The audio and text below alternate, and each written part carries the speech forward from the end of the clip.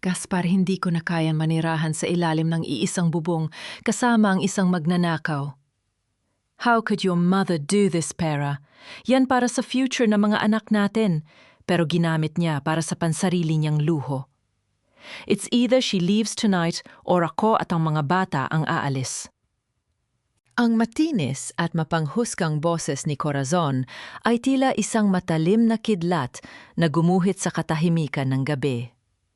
Bawat salita niya ay punong-puno ng lason, bawat kataga ay sadyang idinisenyo upang mawasak ang pundasyon ng tahanang binuo sa loob ng 30 taon. Sa isang madilim na sulok ng sala, nakaupo si Wena. Ang kanyang likod ay bahagyang kuba na dahil sa libu-libong oras na ginugol niya sa pagbusurda ng barong sa ilalim ng malamlam na ilaw. Sa kanyang mga kandungan ay nakalatag ang isang puting-puting telaang puso ng lumban. Isang espesyal na disenyo na inilaan niya para sa darating na promosyon ni Gaspar. Ang kanyang mga daliri na may mga kalyo at bakas na mga tusok ng karayom ay dahan-dahang humahaplos sa mga pinonghibla ng sinulid. Kanina lamang ay masaya niyang tinitignan ang bawat detalye ng kanyang gawa. Iniisip kung gaano kagwapo ang kanyang kaisa-isang anak kapag isinuot ito.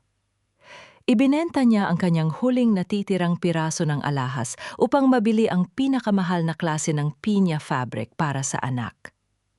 Muit sa isang saglit, ang amoy ng sinulid at sariwang tela ay napalitan ng mapait na lasa ng pagtataksil. Pero Corazon, baka naman may paliwanag si Inay. Baka nagkakamali lang tayo ng basa sa mga records. Mahina at nanginginig ang boses ni Gaspar, ang anak na itinuring ni Wena na mundo niya. Anong nagkakamali? Look at these papers, Gaspar. Siya lang ang may access sa account na to. Huwag mong sabihing mas mahalaga pa ang nanay mo kaysa sa amin. Paalisin mo siya ngayon din or I swear, hinding-hindi mo na makikita ang mga bata. Nabitawan ni Wena ang karayom. Ang maliit na piraso ng bakal ay bumagsak sa sahig nang walang tunog, ngunit sa pandinig ni Wena, tila ito ay isang dambuhalang bumagsak na pader. Ang kanyang lalamunan ay biglang nanuyo, tila may isang malaking bara na hindi niya malunok. Naramdaman niya ang malamig na pawis na namumuo sa kanyang noo, habang ang kanyang mga kamay ay nagsimulang manginig ng hindi kontrolado. Tumingin siya sa kanyang mga daliri. May isang maliit na patak ng dugo ang lumabas sa dulo ng kanyang hinlalaki dahil sa huling tusok ng karayo. Ngunit hindi niya maramdaman ang hapdi ng sugat. Ang tanging nararamdaman niya ay ang unti-unting pagkadurog ng kanyang puso sa loob ng kanyang dibdib. Ang bawat tibok nito ay tila isang mabigat na martilyo na humahampas sa kanyang kaluluwa. Ang bahay na ito na binuo niya mula sa bawat sentimong kinita niya sa pagtitinda ng mga bordadong tela sa palengke, ang bahay na naging saksi sa kanyang pagpupuyat at pagtitiis bilang isang biyuda, ay tila naging isang banyagang lugar. Ang bawat kanto ng sala ay biglang naging madilim at mapanglaw. Ang pamilyar na bango ng kanyang nilulutong hapunan sa kusina ay naging isang masangsang na amoy na nagpapasuka sa kanya. Dahan-dahang tumayo si Wena. Ang kanyang mga tuhod ay nanginginig at tila mawawalan ng lakas. Niyakap niya ng mahigpit ang bordadong barong sa kanyang dibdib, ang telang naging simbolo ng kanyang huling sakripisyo. Gusto niyang sumigaw, gusto niyang ipagtanggol ang kanyang sarili, ngunit walang salitang lumalabas sa kanyang mga labi. Ang sakit ay masyadong malalim para sa mga salita. Ito ay isang uri ng pait na tanging isang ina lamang ang makakaunawa. Lumingon siya sa pintuan ng silid ni na Gaspar at Corazon. Nakita niya ang anino ng kanyang anak na nakatayo ng nakayuko walang lakas na ipagtanggol ang inang nagbigay sa kanya ng lahat. Sa sandaling iyon, tila naging estrange ang mukha ni Gaspar sa paningin ni Wena. Gaspar, anak. Ang bulong ni Wena sa sarili ay tila isang panalangin hindi nadiringgin ng langit. Ito ba ang halaga ng 30 taon na pagtatahi ko ng iyong kinabukasan, na sa dulo ng lahat ako ay magiging isang basahan na lamang na itatapon mo sa gitna ng unos? Isang matinding katahimikan ang bumalot kay Wena habang unti-unti niyang nararamdaman ang pagbagsak ng unang patak ng ulan sa bubong ng kanilang bahay. Ang ulan ay nagsisimulang humagupit tila nakikiramay sa kanyang naggangalit na damdamin. Ngunit sa loob ng kanyang puso ang bagyo ay mas malupit at mas malamig. Huwag ka nang titingin sa likod, inay. Hindi mo na bahay ito. Sa amin na to ni Corazon. Ang huling sigaw ni Gaspar ay mas masakit pa kasa sa hagupit ng hangin na humahampas sa mukha ni Wena. Narinig niya ang malakas na pagbagsak ng pinto at ang pag-ikot ng kandado ang tunog na naghud, yat na siya ay opisyal ng naging banyaga sa lupang siya mismo ang nagbungkal. Nakatayo si Wena sa gitna ng kalsada. Ang kanyang mga paang walang sapin ay dahan-dahang lumulubog sa malamig na putik.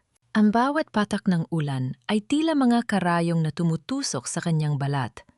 Ngunit ang hapdi sa labas ay walang-wala kumpara sa nagmininas na pait sa loob na kanyang dibdib. Yakap-yakap niya ang barong na puti ang telang. Dahan-dahang nababasa at bumibigat tila ba sumisipsip din ng kanyang mga luha. Sa loob ng 30 taon, ang mga kamay na ito ay nagbigay ng buhay, nag-alaga ng lagnat at nagtahi ng bawat pangarap ni Gaspar. Ngunit sa isang iglap, ang lahat ng iyon ay itinapon na parang basurang walang silbi. Gaspar, anak, ito ba ang bunga ng lahat ng puyat ko? Ang mahinang bulong ni Wena ay agad na nilamon ng dagundong ng kulog.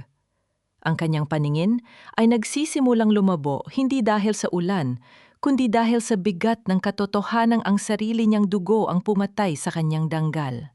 Isang nakakasilaw na liwanag ang tumama sa kanyang mga mata.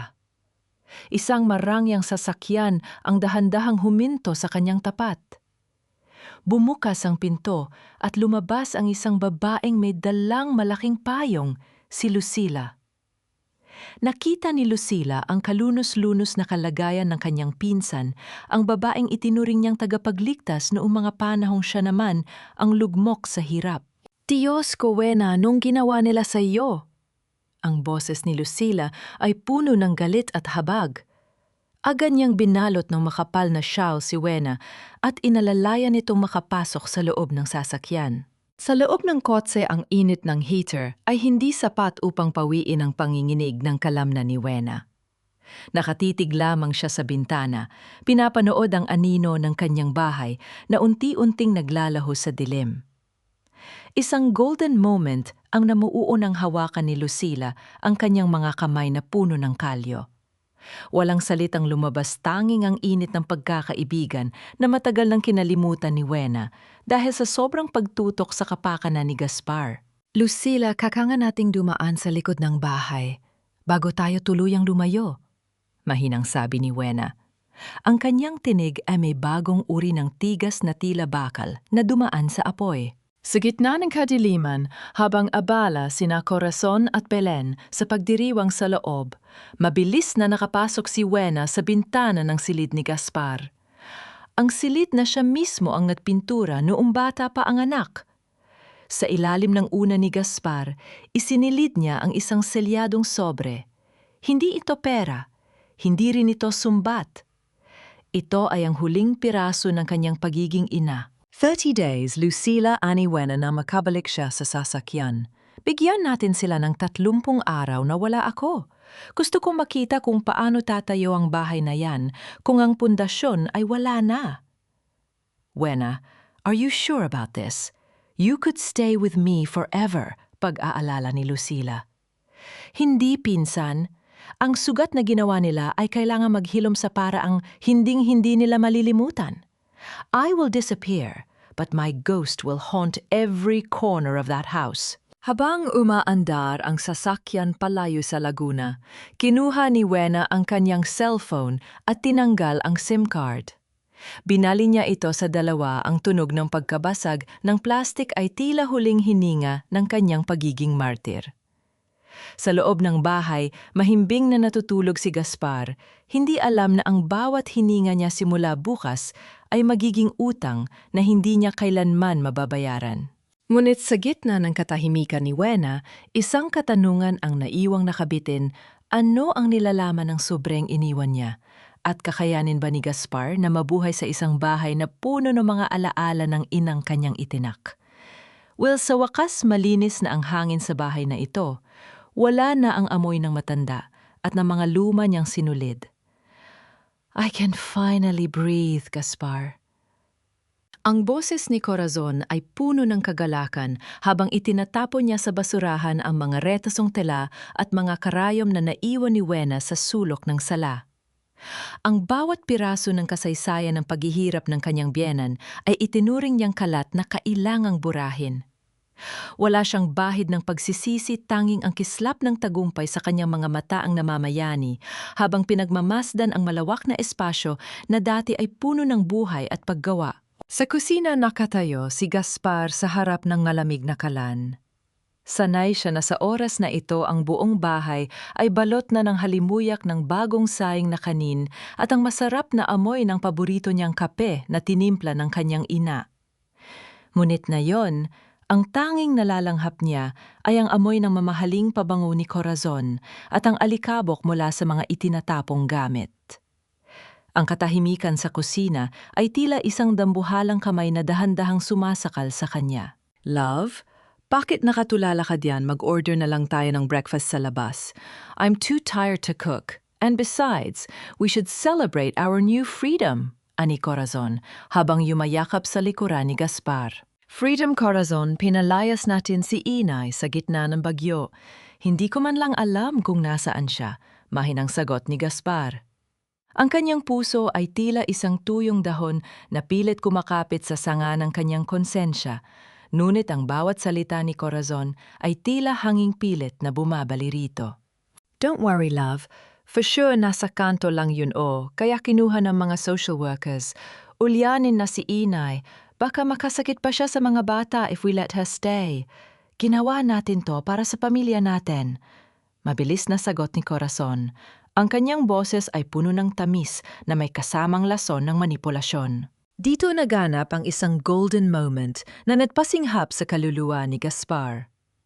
Dahan-dahan niyang hinawakan ang lumang apron na nakasabit sa likod ng pinto, ang apron na suot ni Wena nung huli niya itong makita.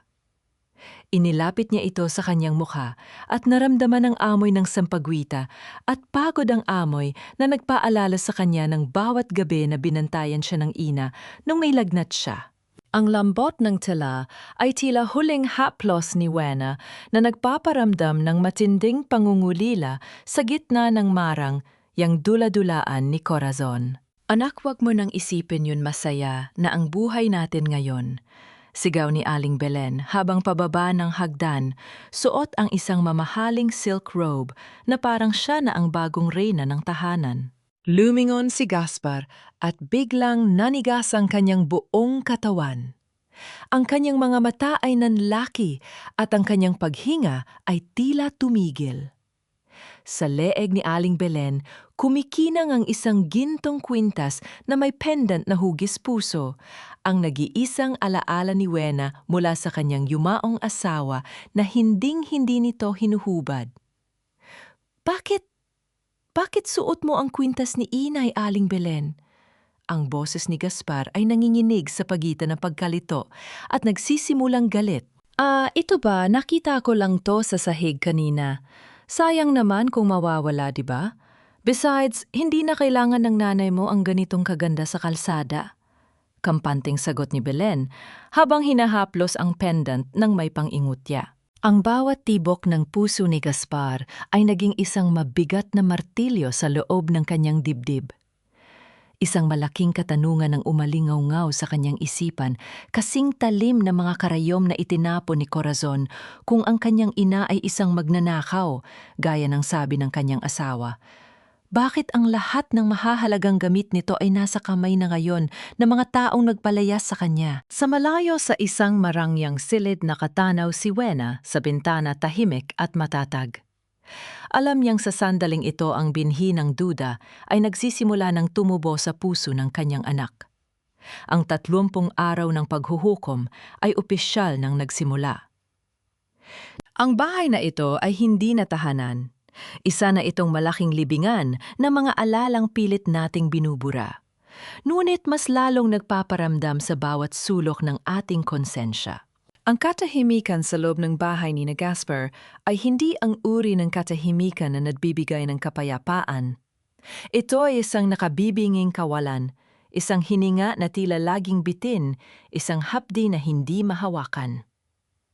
7 araw na ang nakalilipas mula nang itaboy nila si Wena at ang bawat segundo ng kanyang pagkawala ay tila isang dahan-dahang pagguho ng mga pader na dati ay matibay. Sa gitna ng sala, nakatambak ang mga labada na tila isang bundok ng kapabayaan. Ang bango ng sampaguwitan na dati ay nanunuot sa bawat kortina ay napalitan na ng amoy ng panis na pagkain at alikabok. Si Corazon ay nakaupo sa sofa, abala sa pag-aayos ng kanyang kuko. Habang nanonood sa kanyang mamahaling tablet, hindi alintana ang kalat sa kanyang paligid. Dito naganap ang isang golden moment na tila isang kutsilyong bumaon sa puso ni Gaspar. Naghahanap siya ng malinis na polo para sa kanyang trabaho. Ngunit ang lahat ng nasa loob ng kanyang cabinet ay gusto't may mantsa o kaya naman ay amoy-amag. Sa pinakailalim ng drawer nahanap niya ang isang pares ng medyas na may maingat na tahi sa dulo, isang tagpi, na halos hindi halata dahil sa husay ng pagkakagawa.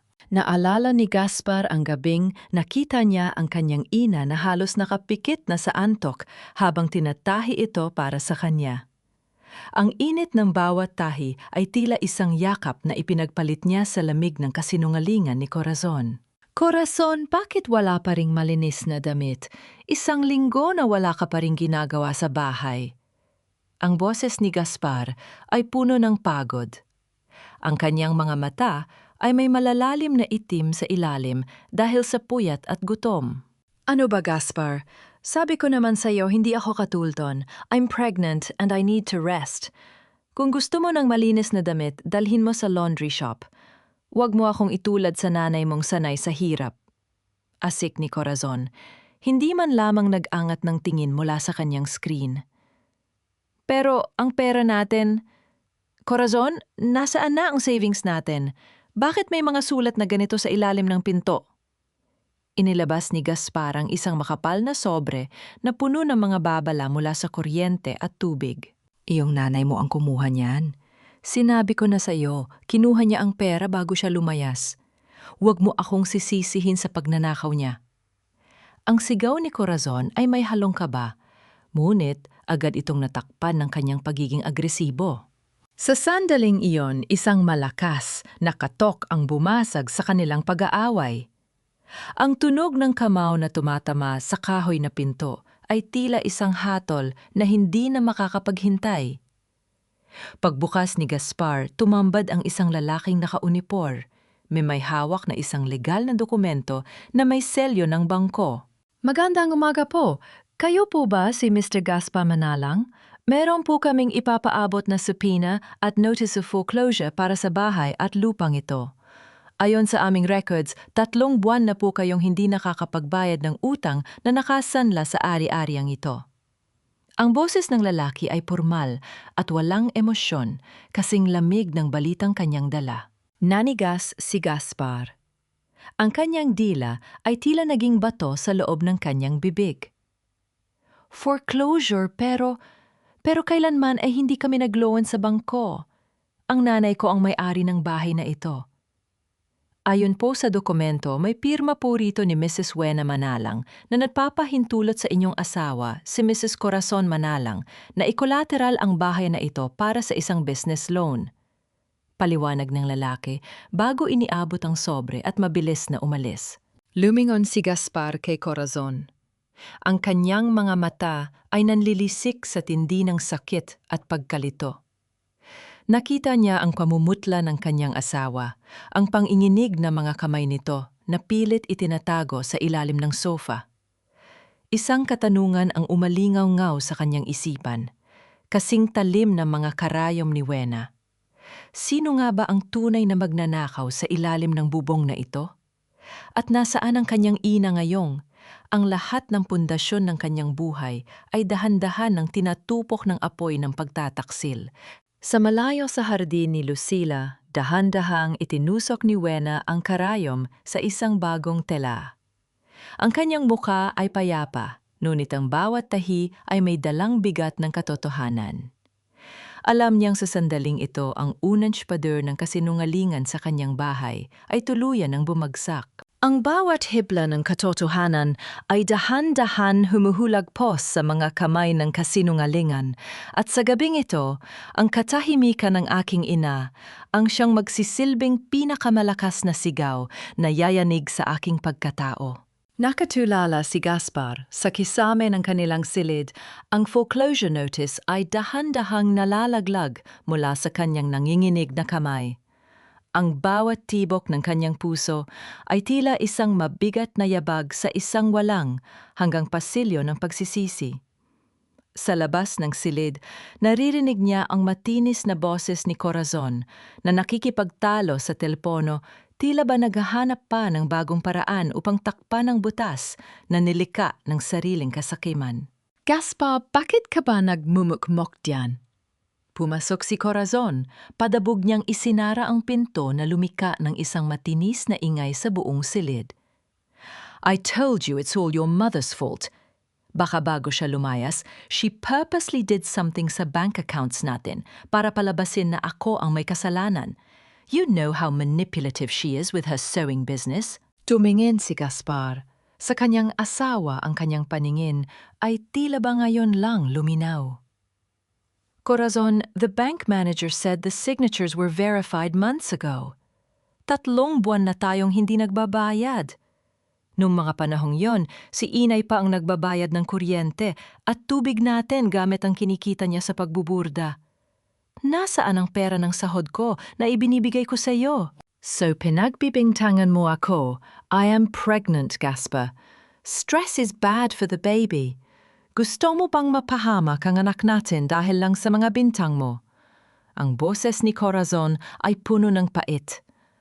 Ang kanyang mga mata ay agad na nagtubig isang sandatang, alam niyang laging nagpapalambot sa puso ni Gaspar. Ngunit sa pagkakataong ito, hindi gumalaw si Gaspar. Ang gunting ng katotohanan ay nagsisimula ng gupitin ang mga tahi ng panlilinlang. Dahan-dahan siyang nahiga, pilit na hinahanap ang kapayapaan sa gitna ng unos. Ngunit nang itama niya ang kanyang ulo sa unan, naramdaman niya ang isang matigas na bagay sa ilalim nito. Isang bagay na hindi dapat naroon. Dahan-dahan niyang itinaas ang unan at tumambad ang isang puting sobre. May nakasulat sa labas sa paraang pamilyar sa kanya ang sulat kamay ng kanyang ina Pino at maingat gaya ng kanyang mga burda. Ano yan? Mabilis na lumapit si Corazon, ang kanyang boses ay may halong kaba. Akin na yan, Gaspar. Baka basura lang yan na iniwan ng nanay mo para sirain tayo. Hindi siya pinakinggan ni Gaspar. Pinuklat niya ang sobre ng may nanginginig na mga daliri. Sa loob ay hindi lamang isang liham, kundi mga orihinal na resibo ng sanglaan.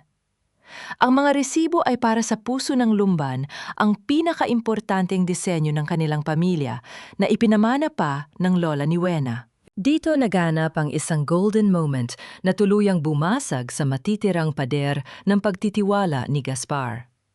Kasama ng mga resibo ay ang isang bank statement. Hindi ito ang account ni Corazon, kundi ang lihim na account ni Wena. Nakasulat doon ang bawat sentimong inilabas ng kanyang ina pambayad sa hospital bill nung nakunan si Corazon nung nakaraang taon. Pambayad sa matrikula ng mga anak at ang pinakamasakit ang halaga ng perang ipinambayad ni Wena sa utang na nilika ni Corazon sa isang Bombay upang hindi lamang mapahiya si Gaspar. Gaspar anak ang panimula ng sulat at sa bawat salitang binabasa ni Gaspar sa kanyang isipan tila ba naririnig niya ang malambing at mapait na boses ni Wena. Ang bawat tahi ng karayom ko ay para sa inyong kinabukasan. Akala ko sapat na ang pagmamahal ko para punan ang mga pagkakamali ng asawa mo. Pero ang tiwala ay parang tilang pinya-anak kapag nunit na kahit anong ganda ng burda mo, hindi mo na maibabalik sa dati. Ibinenta ko na ang karapatan sa aking mga disenyo para mabayaran ang utang na hindi ko alam, pero hindi ko kayang ibenta ang aking danggal. Liar, sinungaling ang nanay mo, sigaw ni Corazon habang pilit na inaagaw ang sulat, ngunit itinulak siya ni Gaspar ng marahan sapat na upang mapaupo ito sa kama. The dates, Corazon, ang mga petsa rito, ito ang mga araw na sinabi mong binigyan ka ni inay ng pera para sa negosyo mo. Ang boses ni Gaspar ay tila galing sa ilalim ng lupa puno ng pait. Pero ang totoo, pambayad pala ito sa mga pagkakamali mo. At noong gabing pinalayas ko siya, hawak niya ang resibong ito. She wanted to show me, pero mas pinili kong maniwala sa iyo. Gaspar, listen to me. Pagsusumamo ni Corazon, ngunit huli na ang lahat. Tumayo si Gaspar, ang kanyang puso ay tila isang basag na porselana. Nilapitan niya ang cabinet ni Wena na dati ay puno ng mga tela. Nayon ang tanging naroon ay ang amoy ng sampagwita na tila ba isang multong nagpapaalala sa kanya ng kanyang pagkakasala. Nasaan si Inay Corazon? Nasaan ang nanay ko? Ang tanong ni Gaspar ay umalingaw-ngaw sa buong silid kasing lamig ng kamatayan. Isang malakas na katok sa pinto ang muling bumasag sa tensyon. Sa pagkakataong ito, hindi na ito ang bangko. Ang tunog ng mga sirena ng pulis ay dahan-dahang lumalapit sa kanilang tahanan. Isang katanungan ang naiwang nakabitin, sino ang tumawag sa mga pulis at anong lihim pa ang nakatago sa loob ng sobrang iniwan ni Wena na hinding-hindi mapapatawad ni Gaspar. Buksan niyo ang Pinto Police ito. We have a warrant for the arrest of Corazon Manalang para sa kasong malakihang estafa at falsification of public documents. Ang sigaw na iyon mula sa labas ay tila isang malakas na sampal na gumising sa natitirang katinuan ni Gaspar. Ang tunog ng mga mabibigat na sapatos na tumatama sa semento ng kanilang beranda ay nagpadama ng isang uri ng panganib na hindi pa niya kailanman naranasan. Nakatayo si Gaspar sa gitna ng sala, hawak pa rin ang liham ng kanyang ina na basang-basa na ng kanyang sariment mga luha. Sa kanyang harapan, si Corazon ay parang isang maamong tupa na biglang naging isang mabagsik na hayop. Ang kanyang mga mata ay nanlilisik sa takot. Ang kanyang hininga ay mabilis at mababaw.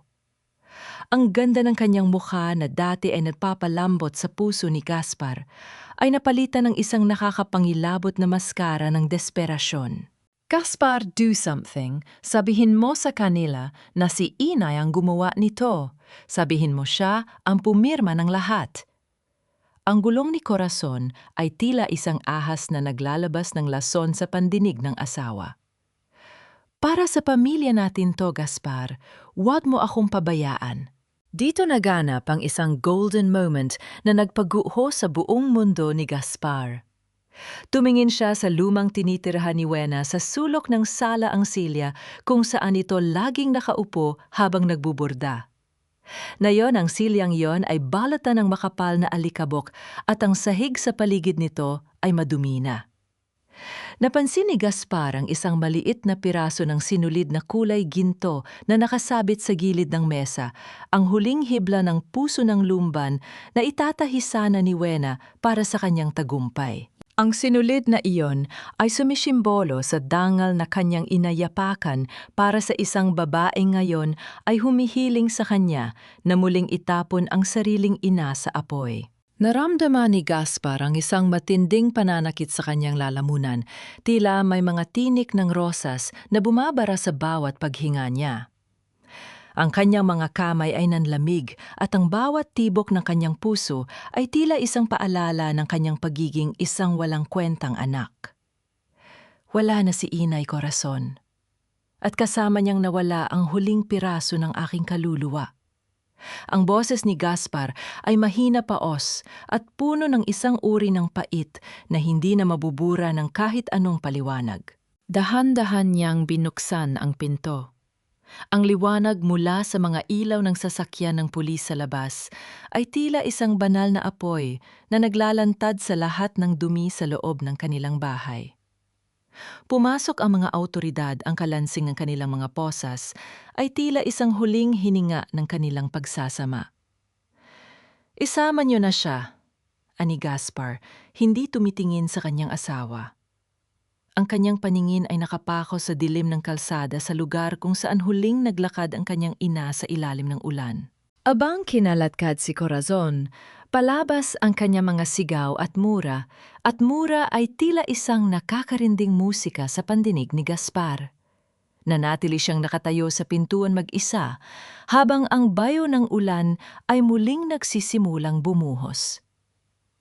Ang bahay na ito na binuo sa loob ng 30 taon ng pagtitiis ay tila naging isang malaking kabaon na walang laman. Nasaan ka, inay? Ang tanong ni Gaspar ay isang mahinang daing na tila hindi nadiringgin ng tadhana. Papatawarin mo pa ba ang isang bulag na tulad ko ngayong ang lahat ng tahi ng ating buhay ay tuluyan ng nalagot? Sa malayo sa isang tahimik na silid sa mansyon ni Lucila, dahan-dahang itiniklop ni Wena ang isang puting tela. Ang kanyang mukha ay walang emosyon, ngunit ang kanyang mga mata ay tila isang malalim na lawa ng nakatagong sakit. Alam niyang sa sandaling ito ang unang gabi ng tunay na paghuhukom para kay Gaspar ay nagsimula na. Inay, masarap pa rin ba ang luto mo kung ang tanging sahog ay ang aking pagsisisi? Ang bulong na ito ni Gaspar ay naglaho sa hangin ng kusinang tila naging isang malawak na disyerto.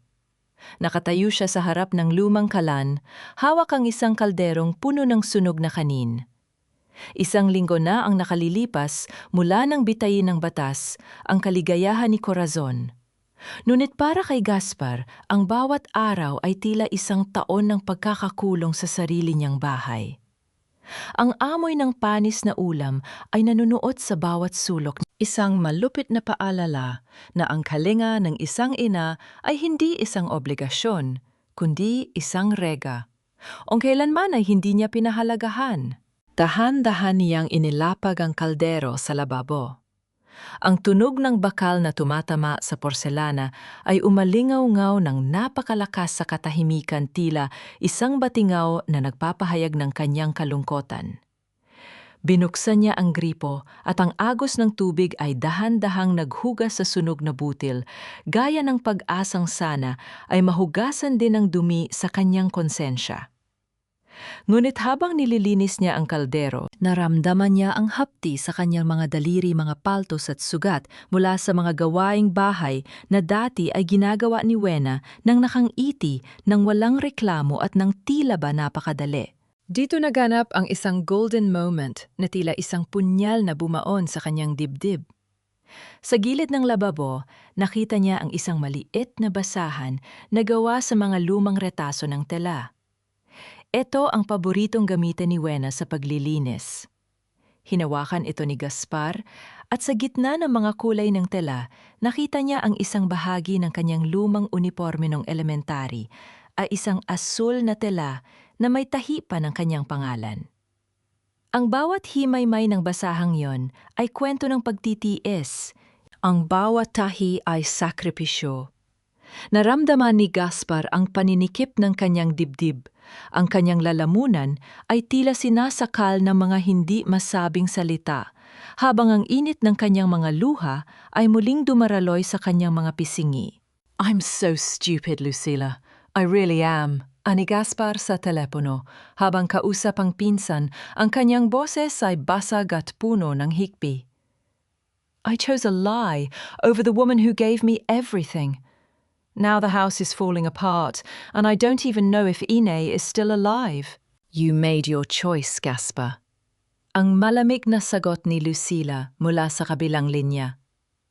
"Ang sabi mo noon, Corazon is your life. Ngayon harapin mo ang buhay na binuo mo sa gitna ng dumi at utang. Don't call me again unless you have a real reason to apologize to your mother." Ang pag-ikot ng dial tone sa kabilang linya ay tila isang hatol na wala ng apela. Inilapag ni Gaspar ang telepnyo at dahan-dahang naglakad patungo sa altar ng bahay. Doon sa ilalim ng imahe ng Birhen, nakita niya ang isang maliit na kahon na gawa sa kawayan. Binuklat niya ito ng may nanginginig na mga kamay. Sa loob ay hindi mga alahas, kundi ang mga kabuwanan na resibo ng kanyang buhay. Ang unang resibo ng ospital nung siya ay isinilang ang mga resibo ng matrikula na tila ba naging tuntungan niya sa tagumpay at ang pinakamasakit, isang maliit na notebook kung saan nakalista ang bawat sentimong natipid ni Wena para sa pangarap na bahay ni Gaspar. Nakasulat sa huling pahina ang mga salitang Tagalog na tila ba binubulong ni Wena sa kanyang pandinig, para sa aking anak, upang hindi mo maranasan ang lamig ng kalsada na dinanas ko noong bata pa ako. Isang dambuhalang hikbi ang kumawala sa mga labi ni Gaspar, ang kanyang buong katawan ay nanginginig sa matinding pagsisisi. Ang bawat hibla ng kanyang pagkatao ay tila ba binubunot mula sa ugat. Habang nakayakap sa maliit na notebook, isang malakas na katok sa pinto ang bumasag sa kanyang pagdadalamhati. Ang tunog ng pintong binubuksan ay tila ba huling hininga ng kanyang pag-asa. Tumambad sa kanya ang isang abogadong may hawak na opisyal na dokumento. Ang mukha nito ay pormal, walang bahid ng habag, kasing talim na mga letra sa papel na kanyang dala. Mr. Manalang, I'm here on behalf of Mrs. Lucila and Mrs. Wena. Ang boses ng abogado ay maautoridad. Ang bahay na ito ay hindi na po sa inyo. Ayon sa foreclosure settlement, ang karapatan sa ari-ariang ito ay nailipat na sa ilalim ng pangalan ng inyong ina. Mayroon po kayong 24 na oras upang lisanin ang lugar na ito. Nanigas si Gaspar. Ang kanyang dila ay tila naging bato. Paalisin pero, nasaan si inay? Gusto ko siyang makita. I want to say sorry. Hindi na po mahalaga kung nasaan siya, Mr. Manalang. Ang huling hirit ng abogado bago tumalikod. Ang tanging bilin niya ay ito. Ang bawat tahi ay may hangganan at ang sa inyo ay tuluyan ng nalagot. Naiwan si Gaspar na nakatitig sa kawalan, ang foreclosure notice ay tila naging isang kabaong para sa kanyang natitirang danggal. Isang katanungan ang umalingaw sa gabi kasing pait ng sunog na kanin sa kusina. Hanggang kailan mo pagbabayaran ang isang pagkakamaling hindi na mabubura ng kahit anong dami ng luha? Ang susi na ito ay tila naging isang piraso ng mainit na bakal sa aking palad, isang simbolo ng bawat pagkakataong sinayang ko at ng bawat pag-ibig na tinanggihan ko sa ngalan ng isang wad na pangarap. Nakatayo si Gaspar sa harap ng nakabukas na pintuan ng mansyon. Ang kanyang maliit na maleta ay nakalapag sa basang semento. Ang huling 24 na oras ay tila isang mabilis na pelikula ng kanyang pagbagsak. Wala na ang mga mamahaling gamit ni Corazon. Ang mga ito ay kinuha na ng mga tauhan ng bangko bilang pambayad sa mga utang na hindi niya alam na umiiral. Ang tanging naiwan sa loob ng bahay ay ang alikabok at ang nakabibinging aling-aungaw ng kanyang sariling mga yabag. Dahan-dahan niyang hinila ang pinto.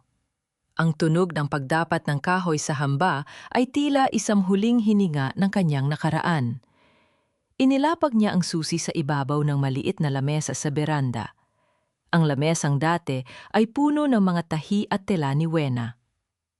Sa sandaling iyon naramdaman ni Gaspar ang isang matinding lamig na gumapang sa kanyang gulugod, kahit na ang sikat ng araw ay matirik na sa labas. Dito naganap ang isang golden moment na tila isang huling haplos ng kanyang ina.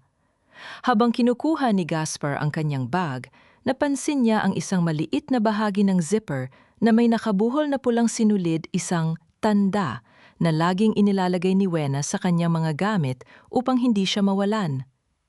Hinawakan niya ang maliit na hibla. Ang gaspang nito ay nagpaalala sa kanya ng mga daliri ni Wena na laging handang magkumpuni ng anumang sira sa kanyang buhay. Napalukot si Gaspar sa tapat ng pintuan ng kanyang ay idiniit niya sa malamig na kahoy habang ang kanyang mga balikat ay nanginginig sa tahimik na hagulhol.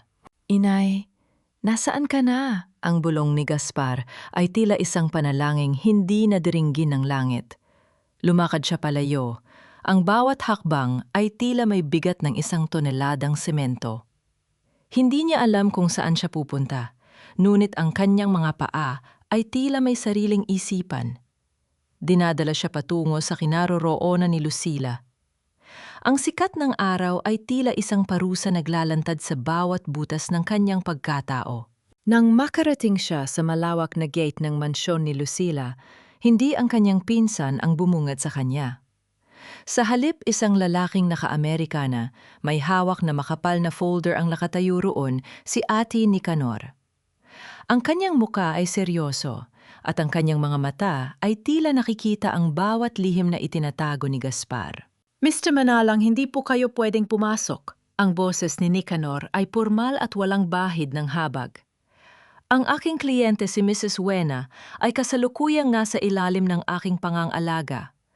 Ayon sa kanyang utos, ang sinumang nagtapon sa kanya sa gitna ng unos ay walang puwang sa kanyang katahimikan. Attorney, please, gusto ko lang makita ang nanay ko. I want to beg for her forgiveness. Pagsusumamo ni Gaspar, ang kanyang boses ay pumiyok sa tindi ng desperasyon. Ang kapatawaran ay hindi hinihingi, Mr. Manalang. Ito ay pinaghihirapan, ani Nicanor, habang binubuksan ang folder. At kailangan niyo ring malaman, ang inyong asawang si Corazon ay hindi lamang basta nagnakaw. May mas malalim na sabuatan sa likod ng lahat ng ito. At ikaw, Gaspar, ay ginamit lamang na kasangkapan. Nanigas si Gaspar. Ang mga salita ni Nicanor ay tila isang bagong uri ng lason na pumasok sa kanyang sistema. Sabuatan, anong ibig mong sabihin? Sa tamang panahon, malalaman mo rin ang huling hirit ni Nicanor bago dahan-dahang isara ang dambuhalang gate. Naiwan si Gaspar na mag-isa sa labas, nakatitig sa matatayog na rehas. Isang katanungan ang umalingaw-ngaw sa kanyang isipan, kasing talim na mga gunting ni Wena. Sino nga ba si Ate Nicanor sa buhay ng kanyang ina?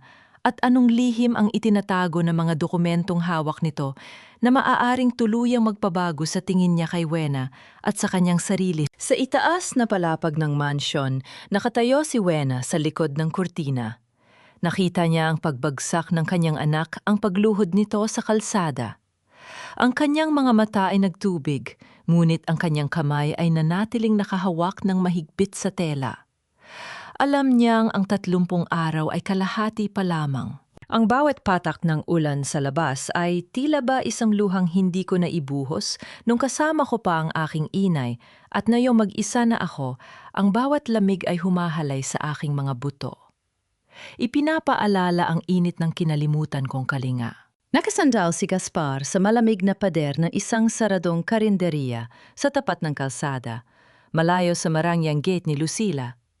Ang kanyang polo na dati ay palaging puti at plansada ng mga kamay ni Wena ay gusot-gusot na ngayon. May mansanang putik at amoy ng kawalang pag-asa. Sa kanyang harapan, nakita niya ang isang matandang babae na maingat na sinusubuan ng lugaw ang kanyang maliit na apo. Ang bawat ihip ng matanda sa mainit na pagkain ay tila 1,000 tahi na muling humahati sa puso ni Gaspar. Naalala niya ang bawat umaga na hindi siya hinahaya ang umalis ni Wena nang walang laman ang tiyan, kahit pa siya mismo ay kape lamang ang sapat na. Naramdaman ni Gaspar ang isang matinding paninikip sa kanyang dibdib, tila ba may mga daliri ng bakal na dahan-dahang sumasakal sa kanyang hininga? Ang bawat paglunok niya ay may kasamang pait na hindi kayang pawiin ng kahit anong tubig. Ang kanyang mga kamay na dati ay kampante sa pag-utos kay Wena ay nanginginig na ngayon habang hawak ang isang gusot na larawan ng kanyang ina na nahanap niya sa loob ng kanyang pitaka.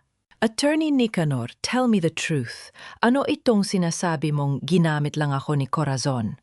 Ang bulong ni Gaspar sa sarili bago siya nagpasyang bumalik sa gate ni Lucila, hindi upang magmakaawa, kundi upang harapin ang taong may hawak ng katotohanan. Pagbalik niya na roon pa rin si Nicanor, tila ba naghihintay talaga sa kanyang pagbabalik. Binuksan ng abogado ang pinto ng kanyang sasakyan at sumenyas kay Gaspar na pumasok. Ang loob ng kotse ay amoy mamahaling leather at tabako, isang banyagang mundo para sa isang lalaking nawala ng lahat.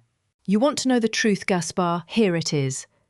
Pasahin mo ang mga records na ito, ani Nicanor habang iniabot ang isang asul na folder. Corazon was never pregnant. It was a staged medical report para makuha ang tiwala mo at ang lagda ng inay mo.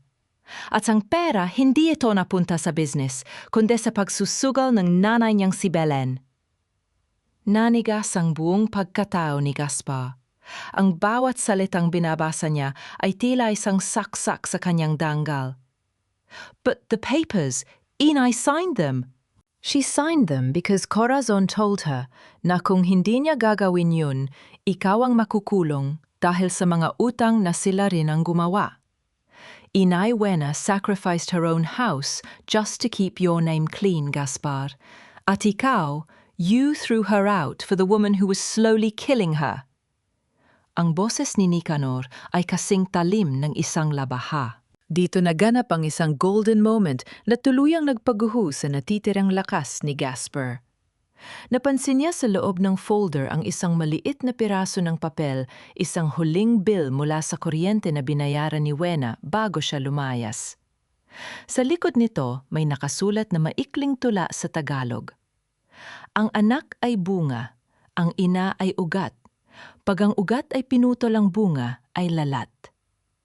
Ang sulat kamay na yon ay tila isang buhay na tinig na humahaplos sa kanyang budhi. Attorney, why are you helping us? Bakit mo to ginagawa para kay Inay? Hirap na tanong ni Gaspar habang ang kanyang mga luha ay bumabagsak sa mga dokumento. Tumingin si Nicanor sa malayo ang kanyang panga ay naggangalit. Dahil ang pamilyang Villarama ang pamilya ni Corazon, ay matagal na ring may utang sa akin. At dahil ang isang ina na tulad ni Wena ay hindi nararapat na magdusa para sa mga linta. Sa itaas na palapag sa likod ng bintana, nakatayo si Wena kasama si Lucila. Inay, are you sure about this? Gaspar looks so broken, pag-aalala ni Lucila. Huminga ng malalim si Wena, ang kanyang mga mata ay nananatiling matatag sa kabila ng sakit. Kailangang madurog ang puso niya, Lucila, upang mahanap niya ang katotohanan. Ang paghilom ay nagsisimula sa pag-amin ng sariling sugat. Isang malakas na tunog ng sirena ang narinig mula sa dulo ng kalsada. 3 sasakyan ng pulis ang dahan-dahang huminto sa harap ng gate, ngunit hindi sila para kay Gaspar. Ang mga pulis ay lumabas at dumiretso patungo sa kinaroroonan ni Aling Belen at ang mga natitirang tauhan ni Corazon. Isang katanungan ang naiwang nakabitin sa hangin kung si Nicanor ay may sariling paghihiganti. Si Wena ba ay isa ring kasangkapan sa kanyang plano? At anong gagawin ni Gaspar na yung nalaman niyang ang bawat halik ni Corazon ay may katumbas na presyo ng pagtataksil? Wala kaming kasalanan ang matandang Wena na iyon ang nag-utos sa amin na gawin ito. She wanted to get rid of Gaspar's debts, so she planned everything. Bitawan niyo ako! Ang matinis na sigaw ni Aling Belen ay bumasag sa katahimikan ng gabi habang pilit siyang isinasakay sa loob ng mobile ng pulisya. Ang kanyang buhok na dati ay laging nakaayos ng marangya ay gulo-gulo na ngayon at ang kanyang mga mata ay nandilisik sa galit at takot.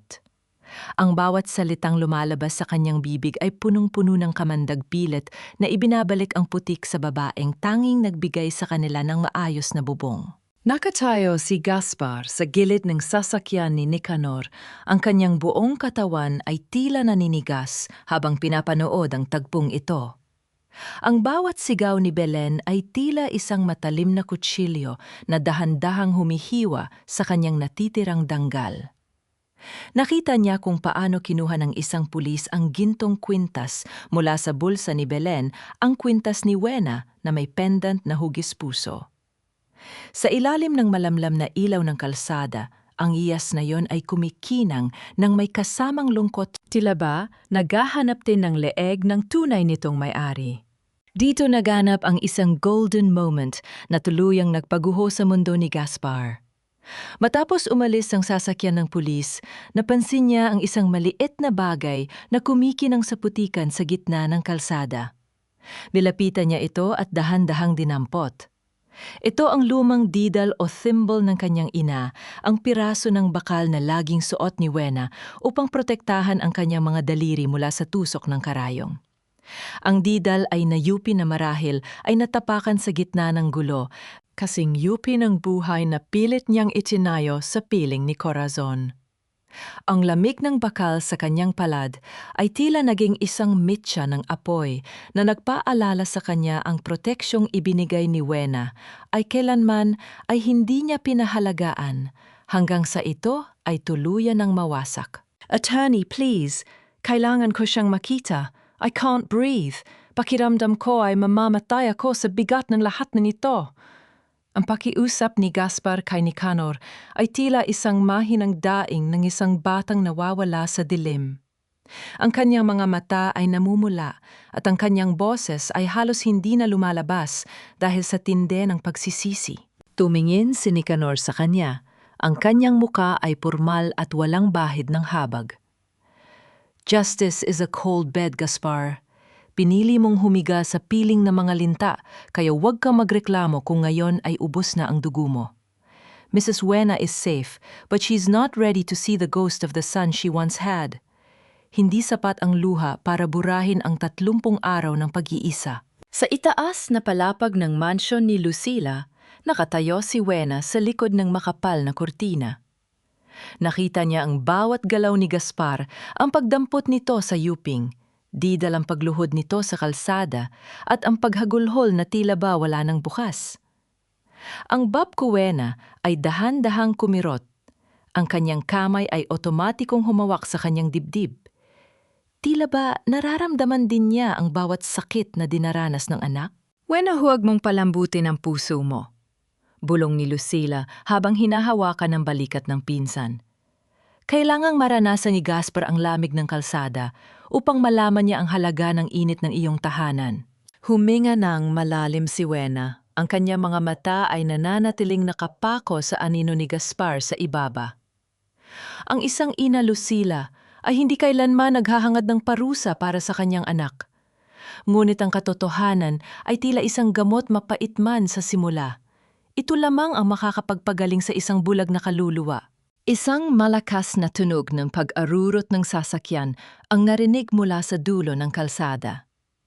Isang bagong grupo ng mga kalalakihan ang dumating. Ngunit sa pagkakataong ito, hindi sila pulis. Sila ay mga kinatawan ng kumpanya yang pinagtatrabahuhan ni Gaspar dala ang isang balitang tuluyan ng tatapos sa kanyang natitirang pag-asa. Isang katanungan ang naiwang nakabitin sa malamig na gabi.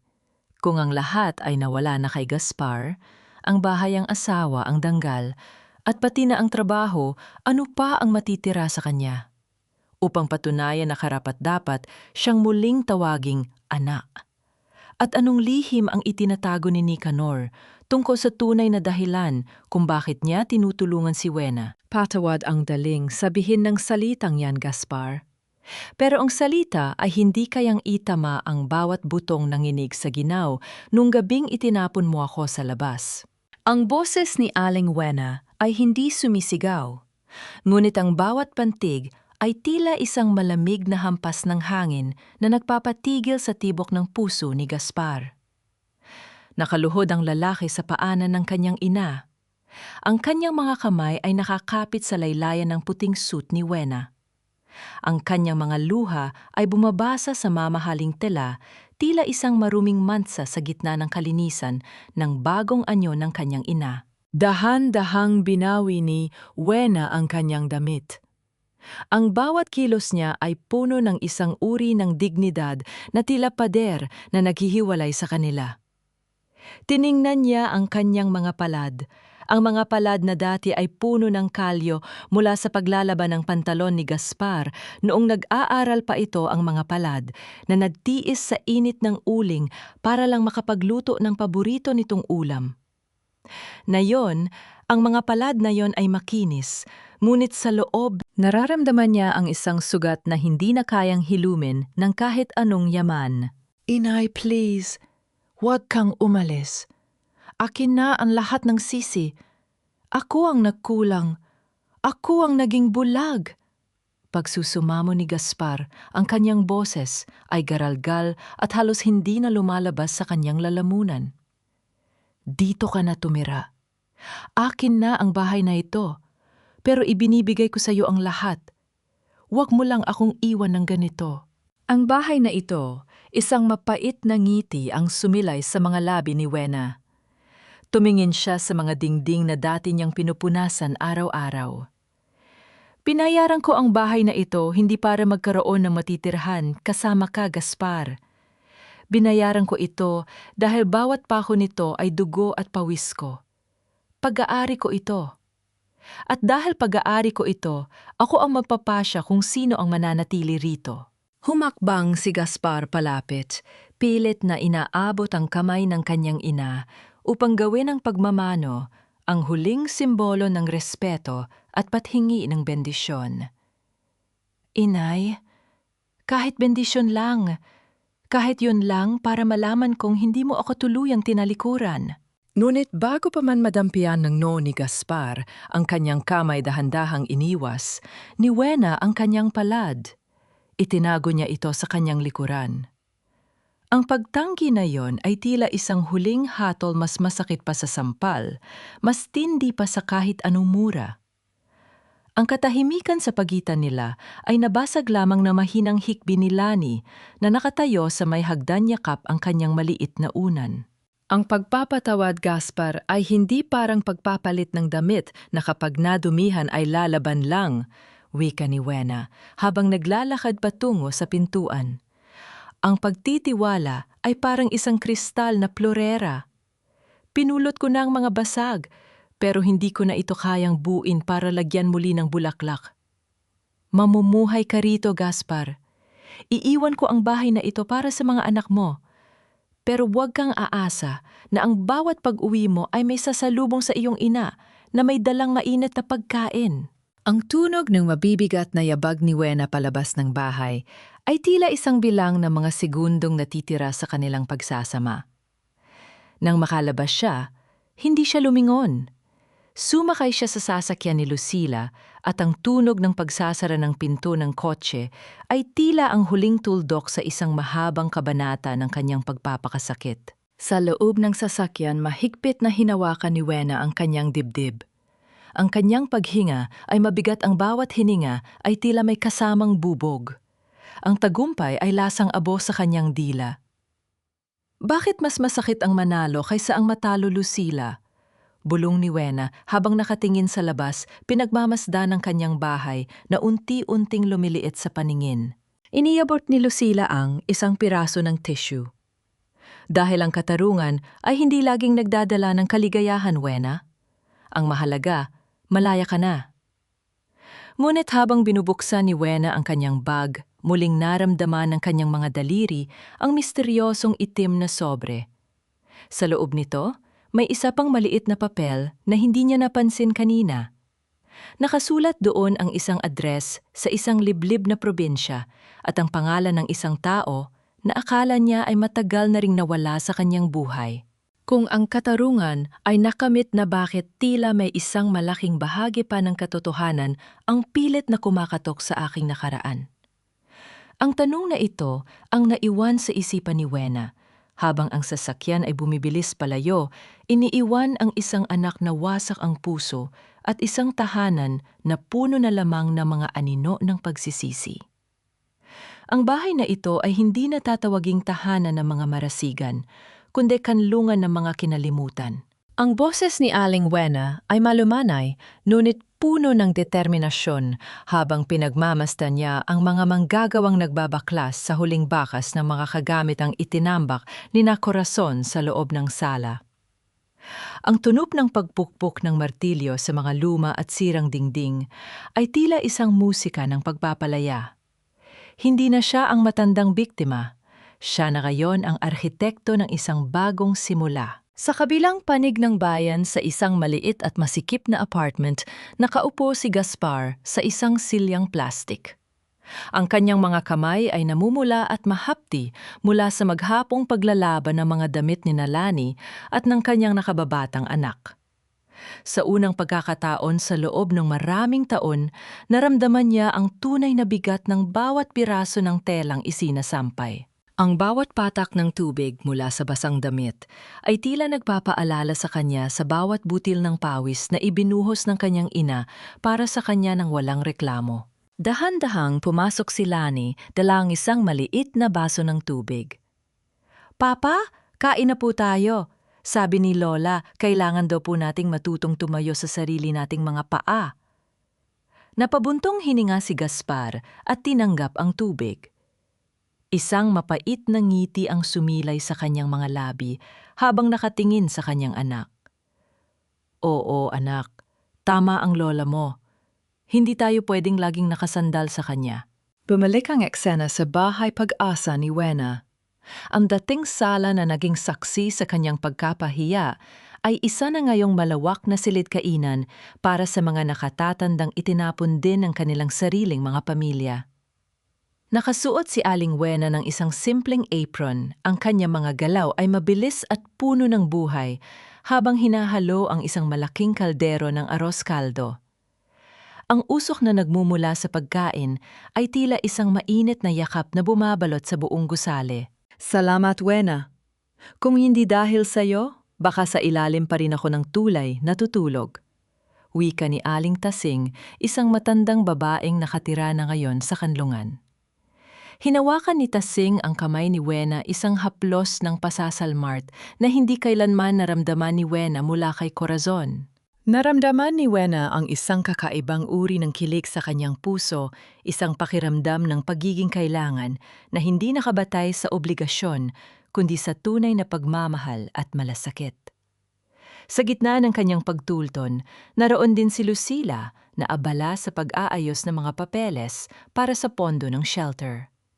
Ang dating alita ng kanilang pamilya ay tuluyan ng natabunan ng kanilang pagkakaisa sa layuning ito. Wena, may nag-ahanap sa iyo sa labas. Tawag ni Lucila, ang kanyang boses ay may halong pagtataka.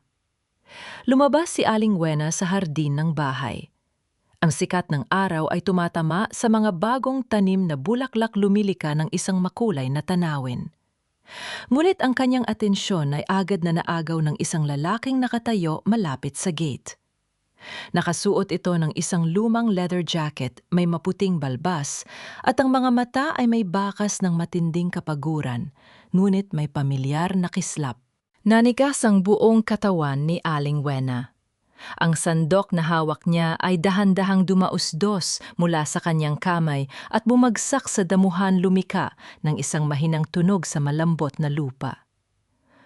Wena Marasigan, ikaw ba talaga yan? Tanong ng lalaki, ang boses ay nanginginig sa emosyon. Hindi makapagsalita si Wena. Ang address na nakasulat sa mysterious song, itim na sobre ang susi na itinatago niya sa kanyang bulsa, at ang mukha ng lalaking ito ay tila nagsasama-sama sa isang nakakalitong puzzle. Ang lalaking ito ay ang taong akala niya ay kinuha na ng karagatan 20 taon na ang nakalilipas ang kanyang asawang si Ricardo. Sino nga ba ang lalaking ito na biglang sumulpot sa gitna ng kanyang bagong buhay?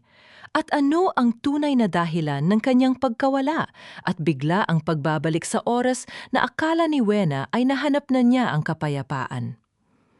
Ang bawat tibok ng puso ni Wena ay tila isang babala na ang bagong simula na kanyang ipinaglalaban ay muling yayanigin ng isang katotohanang mas matindi pa sa anumang kasinungalingang ginawa ni Corazon. Ang bawat putil ng palay na itinanim sa lupain ng kasamaan ay tiyak na aanihin bilang mapait na bunga ng pagsisisi. Sa loob ng madilim at masikip na selda, ang tanging maririnig ay ang mahinang kalansing na mga rehas na bakal habang hinahampas ito ng isang babaeng nawala na ng katinuan. Si Corazon na dati ay reyna sa kanyang sariling pamamahay, na iyon ay nakaupo sa malamig na semento. Ang kanyang marangyang damit ay napalitan na ng kupas na kulay kahel na uniporme. Ang bawat anino sa pader ay tila isang sumusumbat na alaala ng bawat kasinungalingang kanyang ibinato kay Aling Wena. Matulungan mo ako, hindi ko na kaya rito, pagsusumamo ni Corazon sa kanyang ina na si Aling Belen na nasa kabilang panig ng makapal na salamin sa silid bisitahan. Tiningnan lamang siya ni Aling Belen ng may halong pandidiri. Walang bakas ng luha o pag-aalala sa mga mata nito. Dahan-dahan nitong inayos ang kanyang bagong hikaw na ginto ang alahas na nabili niya gamit ang huling sentimong nakuha niya bago sila mahuli. Huwag mo akong idamay, korason. Sinabi ko na sa mga pulis na ikaw ang utak ng lahat. Mas mabuti pang mabulok ka dyan kaysa madamay pa ako sa kahihiyan mo. Malamig na wika ni Aling Belen bago tumayo at maglakad palayo nang hindi man lang lumingon. Ang tunog ng pagbagsak ng handset ng telepo ay lumika ng isang nakakangilong ingay sa loob ng silid. Naiwang mag-isa si Corazon, humahagulgol habang sinusuntok ang matigas na salamin. Ngunit walang sinumang nakikinig sa kanyang desperasyon.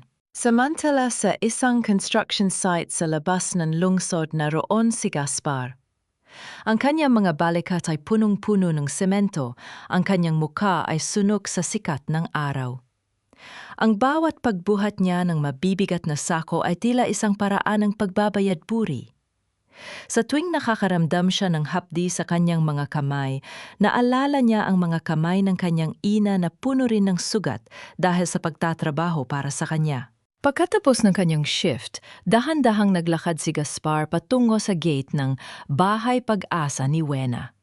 Hindi siya pumasok. Nanatili lamang siya sa dilim na katago sa likod ng isang malaking puno. Mula sa malayo nakita niya si Lani na tumatakbo sa hardin habang si Aling Wena ay nakaupo sa isang silya pinagmamasdan ang bata ng Mayniti. Kinuha ni Gaspar ang isang maliit na sobre mula sa kanyang bulsa. Nilalaman nito ang kalahati ng kanyang kinita sa buong linggo. Lumapit siya sa donation box na nasa labas ng gate at dahan-dahang inihulog ang pera. Wala itong pangalan, walang kahit anong sulat. Sapat na sa kanya ang malaman na ang kanyang pinaghirapan ay makakatulong sa mga taong pinaglilingkuran ng kanyang ina. Nang akmang aalis na siya, bumukas ang gate. Lumabas si Aling Wena para kumuha ng ilang gamit sa sasakyan ni Lucila. Napahinto si Gaspar, ang kanyang paghinga ay tila tumigil. "Inay!" Bulong niya sa hangin sapat na para sa kanyang sarili lamang. Naramdaman ni Aling Wena ang tila may nakatingin sa kanya. Lumingon siya sa madilim na bahagi ng kalsada, ngunit wala siyang nakita, kundi ang anino na mga puno na gumagalaw dahil sa hangin. Isang malalim na buntong hininga ang kumawala sa kanyang dibdib. Sa loob ng kanyang bag, naroon pa rin ang liham na isinulat niya 30 araw bago siya naglaho, isang liham na naglalaman ng mga salitang hindi niya kayang sabihin ng harapan kay Gaspar. Ang liham na iyon ay isang sumpa at isang huling paalam. Ngunit hanggang kailan ito mananatiling nakatago, pagbalik ni Gaspar sa kanyang maliit na apartment, isang tawag ang bumasag sa katahimikan ng kanyang gabi. "Hello, si Gaspar? Marasigan po ba ito? Mula po ito sa kumpanya. Nagkaroon po ng aksidente sa site. Kailangan niyo pong pumunta rito ngayon din." Ang tunog ng pagbagsak ng cellphone ni Gaspar sa sahig ay lumika ng isang mapurol na ingay na tila isang hudyat ng panibagong trahedya. Habang sa kabilang panig ng lungsod, si Aling Wena ay biglang nakaramdam ng isang matinding kaba. Tila may isang bahagi ng kanyang puso na dahan-dahang napupunit.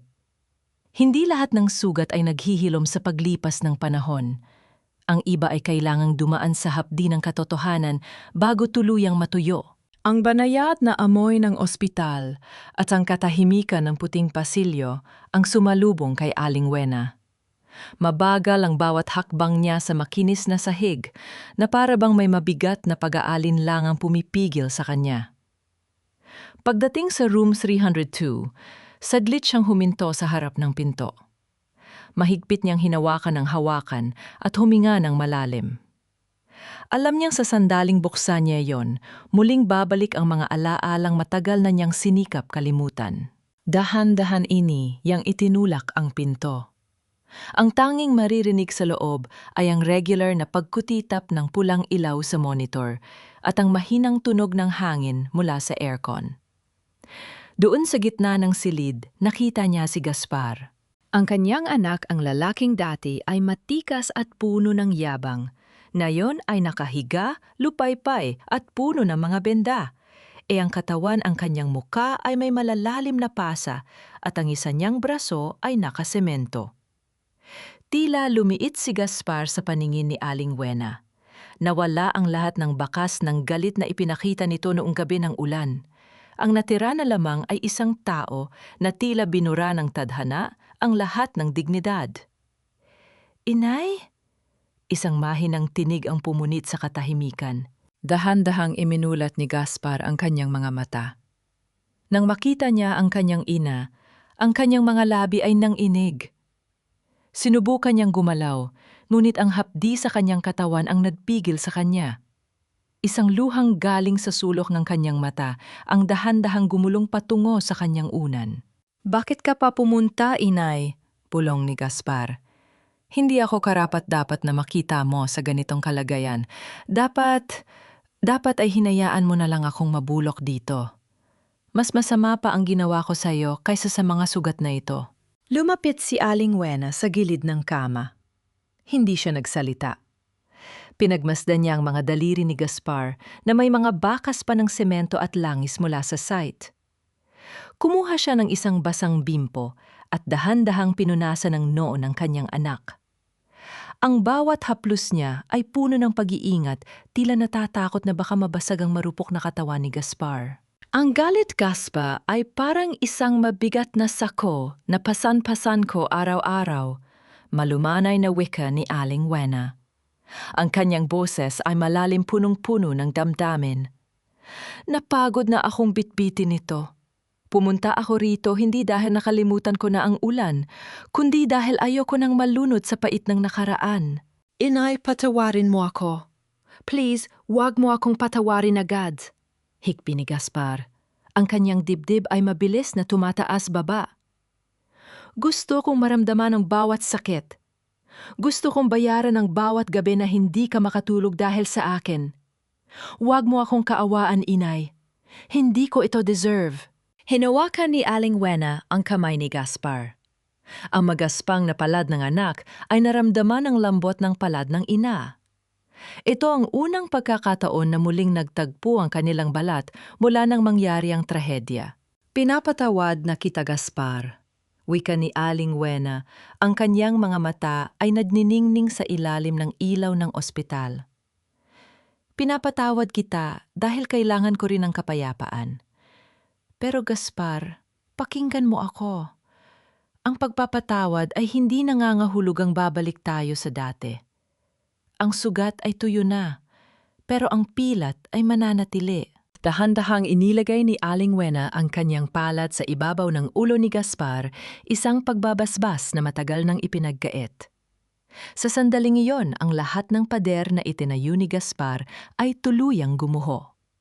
Humagulgol ang lalaki, isang hagulgol ng isang batang naligaw ng landas, at nayon ay sa wakas ay nahanap na ang kanyang tahanan. "Hindi na ako babalik sa bahay na iyon para magsilbi sa'yo, anak," pagpapatuloy ni Wena habang hinahaplos ang buhok ni Gaspar. "Mananatili ako sa aking kanlungan at ikaw kapag gumaling ka na, kailangan mong patunayan sa iyong mga anak na ang isang marasigan ay marulong tumayo mula sa pagkakadapa. Yan ang tanging bayad na tatanggapin ko." Habang papalabas si Aling Wena ng silid, nakita niya si Lani na naghihintay sa labas, yakap ang isang maliit na basket ng prutas. Ngumiti ang bata sa kanyang lola, isang ngiting puno ng pag-asa. Ngunit sa gitna ng sandaling ito ng paghilom, isang nurse ang mabilis na lumapit kay Aling Wena. "Madam Wena, may tumatawag po sa inyo mula sa bahay Pag-asa. May isang matandang lalaki raw pong nagpupumilit pumasok. Sinasabi niyang siya ang may-ari ng lupang kinatatayo, anang shelter niyo." Nanigas ang buong katawan ni Aling Wena. Ang misteryo ng kanyang asawang si Ricardo ay muling kumatok sa kanyang pintuan. Sino ang lalaking ito na nanggugulo sa kanyang katahimikan at ano ang tunay na ugnayan nito sa lupang akala niya ay malinis na ang titulo? Ang huling pangako ay hindi laging nakasulat sa papel. Ito ay madalas na nakaukit sa mga pilat na hindi na kailanman muling magdurugo. Ang boses ni Aling Wena ay nananatiling matatag habang bumababa siya mula sa sasakyan sa tapat ng bahay Pag-asa. Ang sikat ng araw ay papalubog na nagbibigay ng kulay kahel sa buong paligid, ngunit ang atensyon ng lahat ay nakatuon sa isang matandang lalaking nakatayo sa tapat ng gate. Hawak nito ang isang lumang dokumento. Ang kanyang mga kamay ay nanginginig sa ilalim ng malamig na hangin ng dapit hapon. Dahan-dahang lumapit si Aling Wena. Ang bawat hakbang niya sa tuyong damuhan ay lumilika ng isang marupok na tunog. Huminto siya sa harap ng lalaking si Ricardo. Ang lalaking akala niya ay kinuha na. Nang nakaraan, ang lalaking nag-iwan sa kanya ng mga utang at sugat na inabot ng 2 dekada bago tuluyang naghilom. Ricardo, tawag ni Aling Wena ang kanyang tinig, ay walang galit, tanging isang malalim na pagkapagod. Sinasabi nilang inaangkin mo ang lupang ito. Sinasabi nilang ikaw ang may-ari ng punda, siyang itinayo ko mula sa aking sariling dugo at pawis. Tumingala si Ricardo. Ang kanyang mga mata ay mapupula, puno ng mga luhang hindi mailabas. Wena, hindi ko ito inaangkin para sa sarili ko. Bumalik ako dahil nalaman kong isinangla ni Corazon ang bahay.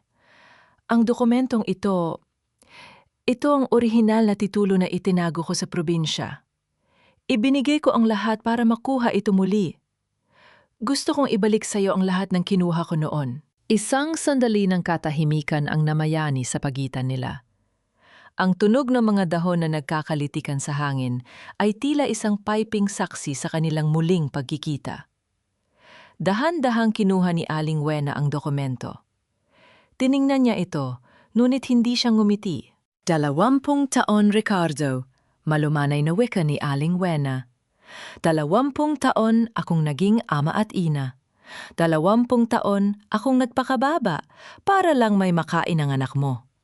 Ang titulo na ito, salamat. Pero hindi na ito ang makakapapabalik sa mga taon na nawala. Alam ko, Wena. Hindi ko hinihiling na tanggapin mo ako muli. Hikbi ni Ricardo, ang kanyang mga balikat ay dahan-dahang bumagsak. Gusto ko lang malaman mo na bago ako mawala sa mundong, ito nagawa ko ang huling pangako ko sa iyo na puprotektahan ko ang tahanan mo. Habang nag-uusap ang dalawa, isang pamilyar na tunog ng makina ng sasakyan ang dahan-dahang huminto sa likuran nila. Lumabas si Gaspar, may saklay pa sa isang braso, ngunit masigla na ang anyo. Kasama niya si Lani na agad tumakbo patungo kay Aling Wena. Lola, Papa is here! Sabi niya gusto niya pong tumulong sa pagluluto ngayong gabi. Masayang sigaw ng bata. Napatingin si Gaspar sa kanyang ama na si Ricardo. Ang gulat at sakit ay mababakas sa kanyang mukha, ngunit tumingin siya kay Aling Wena, tila naghihintay ng hudyat. Dahan-dahang tumango si Aling Wena, isang pagtanggap na ang bawat pira-pirasong bahagi ng kanilang pamilya, kahit gaano kawasak, ay narito na sa wakas sa iisang lugar. Pumasok silang lahat sa loob ng bahay Pag-asa. Ang sala ay napuno ng bango ng nilulutong sarsyadong isda at ang init ng pagmamahal na matagal nang ipinagkait sa kanila. Naupo si Aling Wena sa kanyang paboritong silya. Pinagmamasdan si Gaspar na tinuturuan si Lani kung paano mag-ayos ng hapagkainan habang si Ricardo ay tahimik na nakaupo sa sulok kontento na sa panonood mula sa malayo. Ito na ang huling pangako ko sa aking sarili, bulong ni Aling Wena habang nakatingin sa labas ng bintana. Isang mahinang ulan ang nagsimulang pumatak, ngunit sa pagkakataong ito, hindi na siya nanginginig. Alam niyang may bubong na silang masisilungan, isang bubong na hindi gawa sa semento at yero, kundi sa katatagan ng isang pusong natutong magpatawad. Sa gitna ng tawanan at kwentuhan, lumapit si Gaspar kay Aling Wena at iniabot ang isang maliit na bulaklak na pinitas niya sa harden. Para sa iyo, inay, para sa bagong simula. Ngumiti si Aling Wena, isang tunay at tapat na ngiti na umabot hanggang sa kanyang mga mata. Ang bagyo ay lumipas na at ang bahagari ay hindi na lang isang pang-arap. Ngunit sa kabila ng kapayapaang ito, Isang huling tanong ang naiwan sa isipan ni Aling Wena habang tinititigan ang titulo ng lupa sa kanyang lamesa. Sino ang tunay na nagbayad ng huling utang ni Ricardo na naging dahilan upang makuha niya ang titulong ito?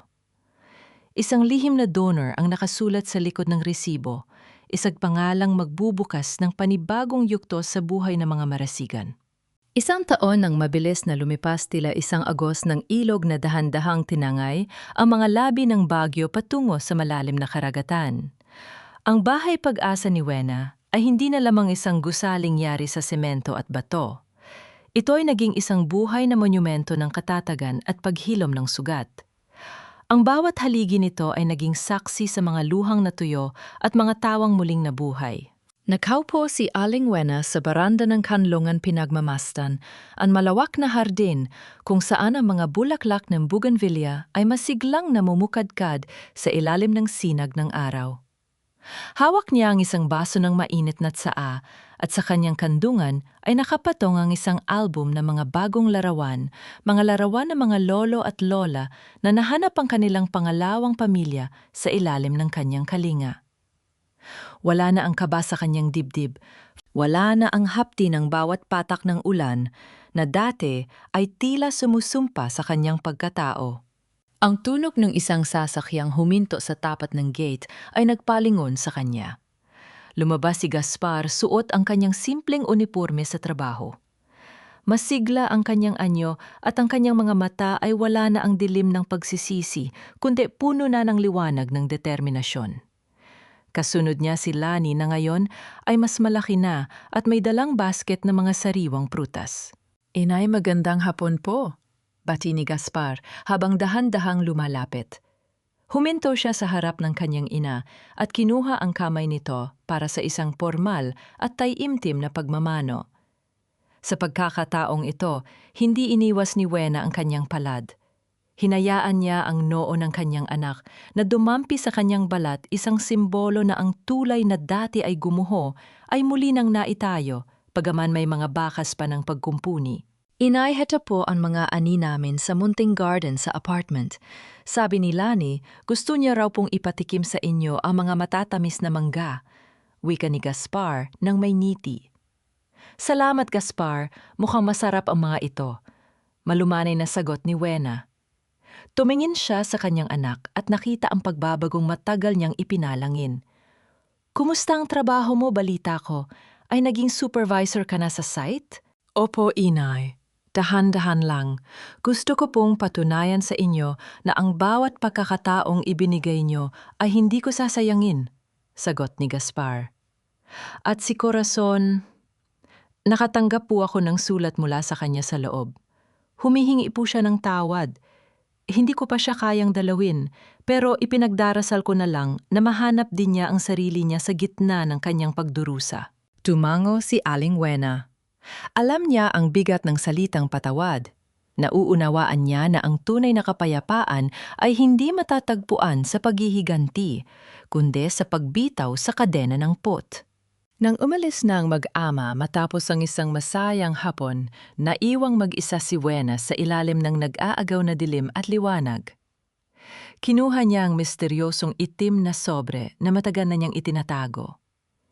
Ngayon ay alam na niya ang katotohanan, ang lihim na donor na tumulong kay Ricardo na makuha ang titulo ay walang iba, kundi si Lucila na ginamit ang kanyang yaman upang ayusin ang pagkakamali ng nakaraan bago pa man ito tuluyang naging huli. Pinunit ni Aling Wena ang sobre at hinayaan ang mga piraso nito na tangayin ng hangin. Wala na siyang kailangang itago, wala na siyang kailangang patunayan. Ang bawat sugat sa kanyang puso ay naging isang pilat, isang matibay na pilat na nagpapaalala sa kanya na ang isang babae kahit gaano paapihin ay may kakayahang bumangon, lumaban at magmahal muli sa kanyang sariling mga tuntunin. Tumingala siya sa langit at nakita ang unang bituin na sumisikat. Ang ulan ay malayo na at ang gabi ay hindi na nakatatakot.